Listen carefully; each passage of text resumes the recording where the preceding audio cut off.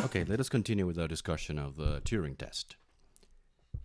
Okay, so now let's evaluate the Turing test to see, well, what does it tell us about intelligence, and how can we calibrate how good any given instant of the test is, and how likely is it that a machine would pass it? Well, Turing's assessment was kind of optimistic, it turns out, right? He said that I believe that in about 50 years' time, it would be possible to program computers with a storage capacity about 10 to the power of 9 to make them play the imitation game so well that an average interrogator will not have more than 70% chance of making the right identification after 5 minutes of questioning. And this optimism wasn't his alone. For instance, Newell Simon, 8 years later, says, well, there are now in the world machines that think, that learn, and that create. Moreover, their ability to do these things is going to increase rapidly until, in a visible future, the range of problems they can handle will be coextensive with the range to which the human mind has been applied. And so, to evaluate this test, then there are some important questions. So, which factors are relevant to the outcome of the test? What sort of conclusions can we extract from the fact that a given machine has passed or not the test? And what objections can be made to the test? Well, let's begin with the first one. So, besides the machine's ability, which factors can affect the verdict of a particular application of the test?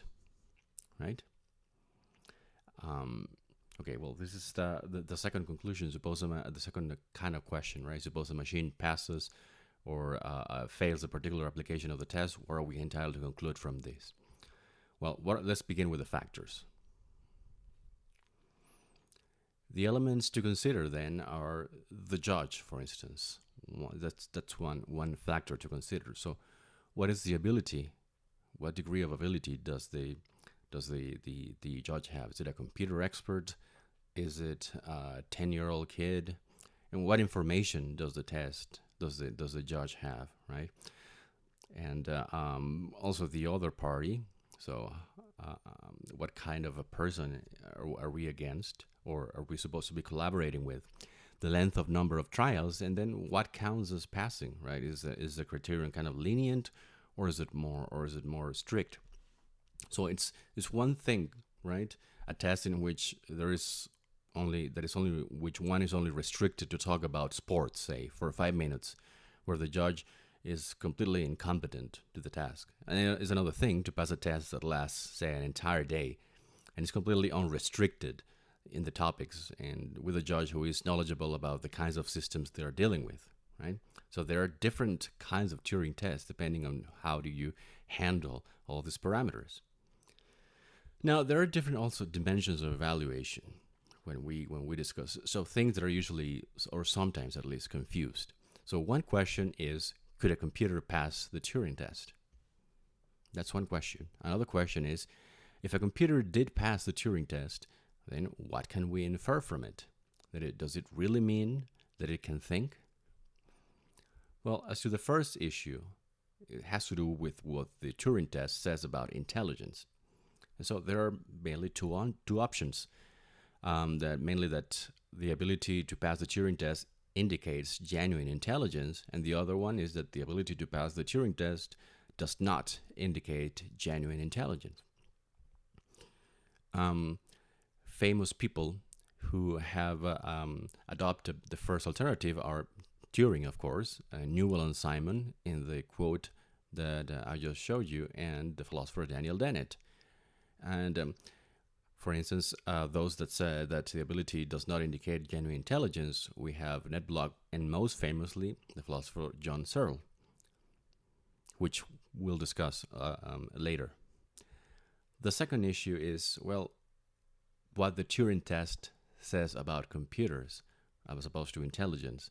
And so two options says that it may be that it's possible for a computer to pass the Turing test, or that it's not possible for a computer to pass the Turing test. Which computer, you're asking? Well, are we talking about a computer like the one that you have right now, a quantum machine? Well, that's a fair question, but let's suppose that we're talking about the digital computers that Turing and Newell and Simon were envisioning. Well, it's we so what Dennett says about it, for instance, is that, well, it is extremely difficult, though perhaps not impossible, to pass the test. That we tend to underestimate its severity. So we also have some people who might be in the middle. Okay. So again, when we said that it's possible, is it possible for a computer to pass the Turing test or not possible? Are we talking that it is metaphysically possible, logically possible, that we could imagine such machine, or that it's physically possible or impossible, namely that the laws of physics allow it or disallow it, or that it's practically possible with the present technology that we have, right? So even if the word possible could be interpreted in many ways. And so we have at least 4 positions in which a given critic of the Turing test could locate herself or himself, right?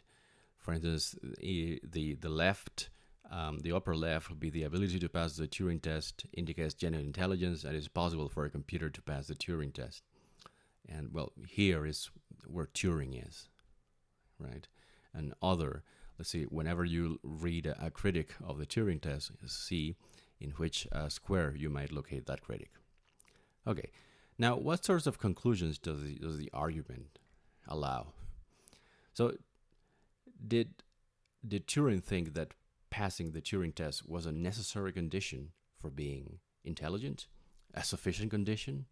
Is Turing proposing a definition of intelligence? Well, remember that a sufficient condition is, so A is a sufficient condition for B, right? If given A, automatically we have B.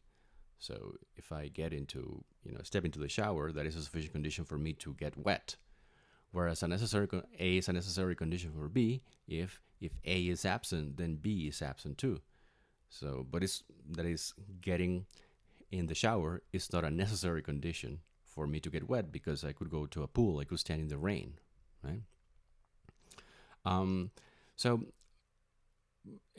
he definitely, I don't think he thought that it was a necessary condition, because we could imagine people or other kinds of beings who are intelligent but who are not good at this particular task, are not good at conversation, right?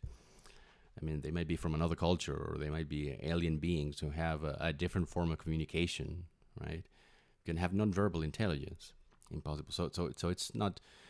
If it were a necessary condition, then if some being does not pass a test, then immediately that means that they are not intelligent. But that doesn't seem to be the truth. There might be other reasons for failing the test other than lack of intelligence. Now, is it a sufficient condition? So automatically, if you pass the test, you're intelligent.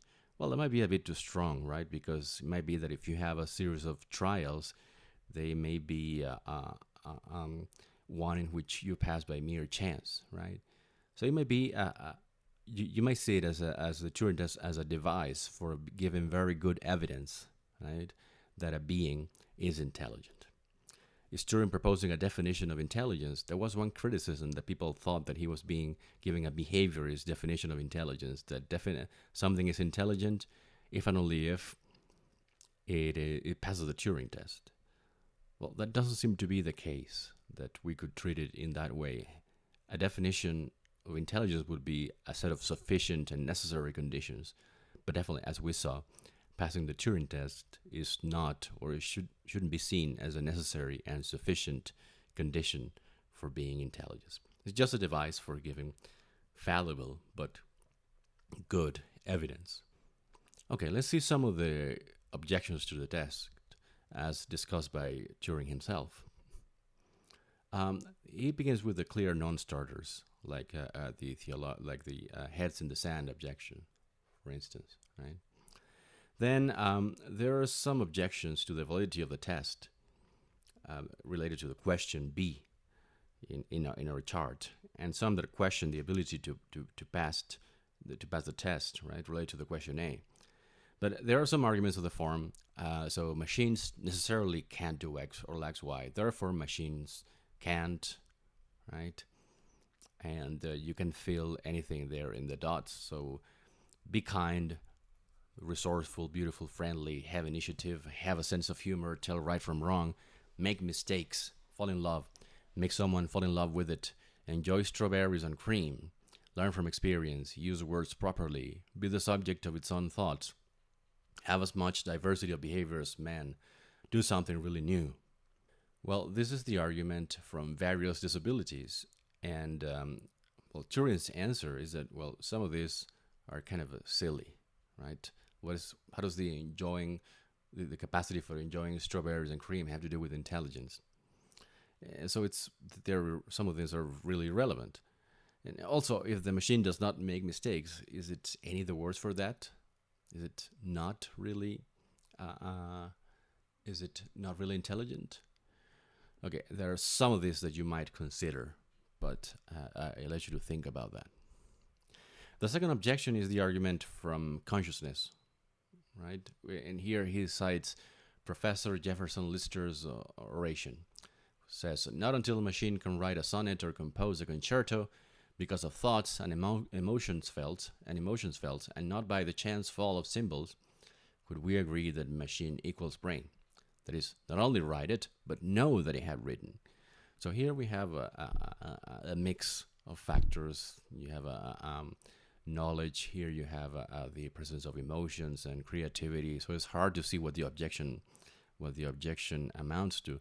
But according to Turing, he calls it the argument from consciousness, and basically he equates it to the problem of other minds, right? How do we know if the machine is being conscious, right? And the idea is that we'll never know if the machine is doing all those things, all those answers, and it's being conscious, right? And intelligence requires consciousness. Well, so the idea is that the only way to know if anything is thinking is to be that thing. So we can know if anything really thinks. But Turing's reply is that, well, this not only applies to the machine, but also to the person who is sitting next to you, right? To other humans. So it's kind of proves too much. So if we're adopting the notion of consciousness, right? The policy that well, let's assume that other people are conscious besides yourself, then why shouldn't we do it for other people, right? We tell that other people are conscious because because we talk to them, right? And they give sensible answers to our questions, etc., etc. Something like the Turing test itself. That seems to be kind of like Turing's answer. It may be good or bad, but that's Turing's answer. The other one is more interest is Lady Lovelace's objection.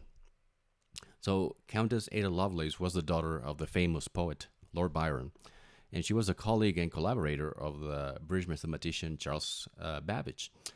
Together they designed, but did not quite get to build, given the limits of engineering at the time, what Babbage called an analytical engine. It was a mechanical device that could automatically do a wide range of mathematical tasks. It was very similar to a general purpose computer, but it was analog, not digital in design. And so it was a machine suited for developing and tabulating any function whatever. So the engine is the expression of any indefinite function of any degree and generality and complexity. So almost in scope as a universal machine. Well, here's a picture of Ada Lovelace and Charles Babbage.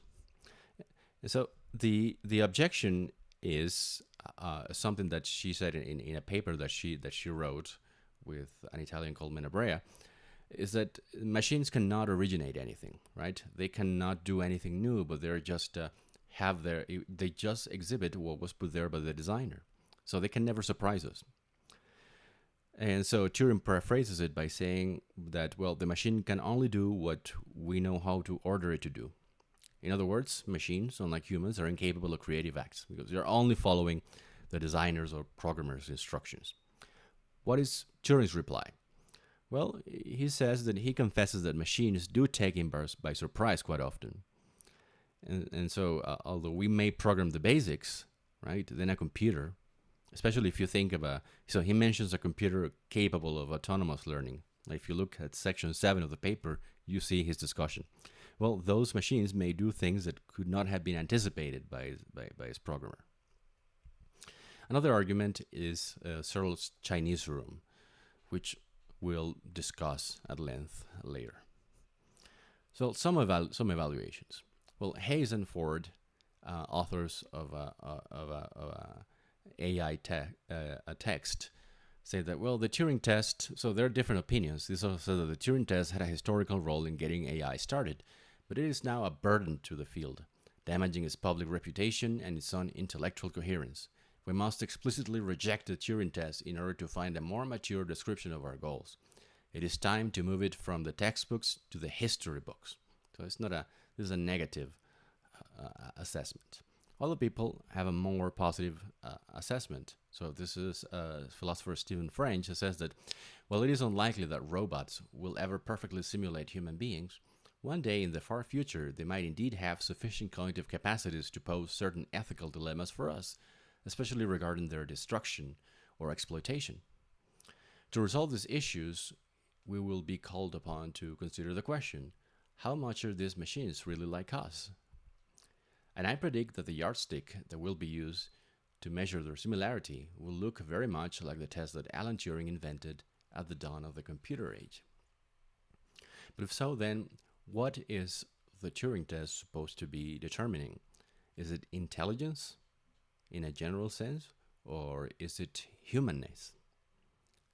Well, I'll let you to think about that and hear about you later. Okay, bye. Cheers.